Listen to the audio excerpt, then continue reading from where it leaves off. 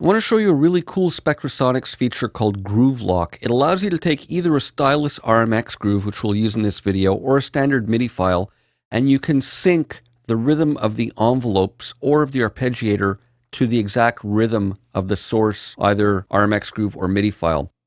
Now, right now I have a little groove playing, and I have just solid whole notes, or again, long notes on the bass. Let me play it for you as is now.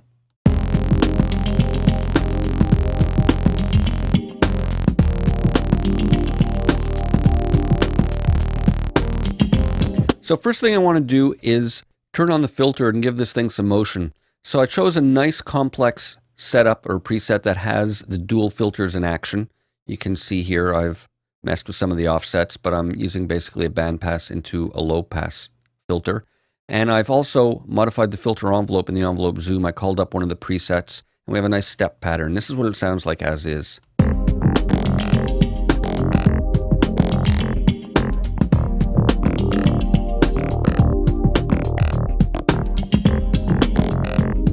So that works nicely.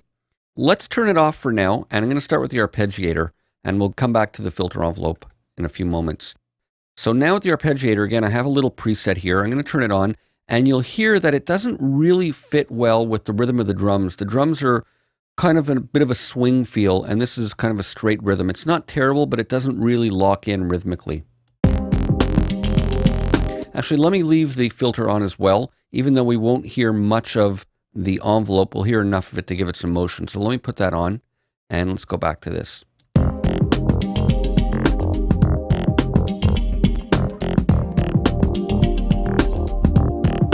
It's not bad, but it could be better.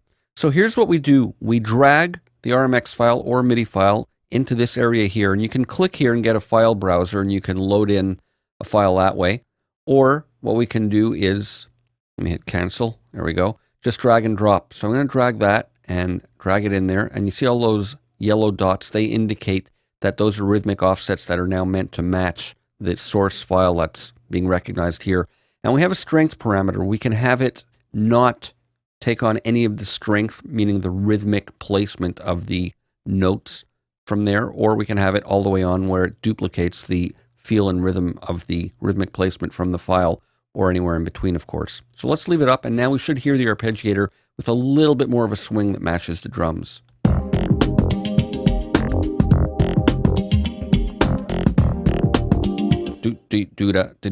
It's got a bit more of that swing feel. All right, that works fine. Let's turn this off and go back to the envelope, and we can do the same thing there. So now we're not using the arpeggiator at all. Back to here, let's refresh our memory what it sounds like.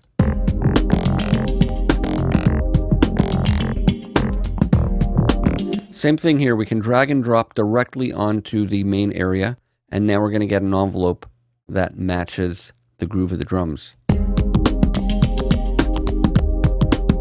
Let me slow this down to half. And let me hide these for a moment. I'm just going to solo the bass and the drums. There we go.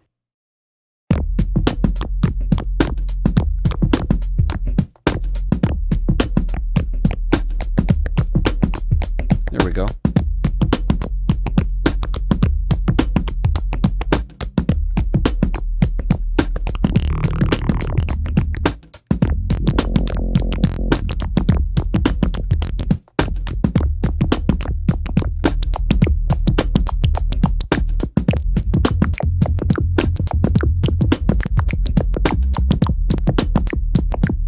So you can hear the main rhythm of the groove of that envelope that's modulating the filter cutoff now follows the swing rhythmic feel of the drum groove.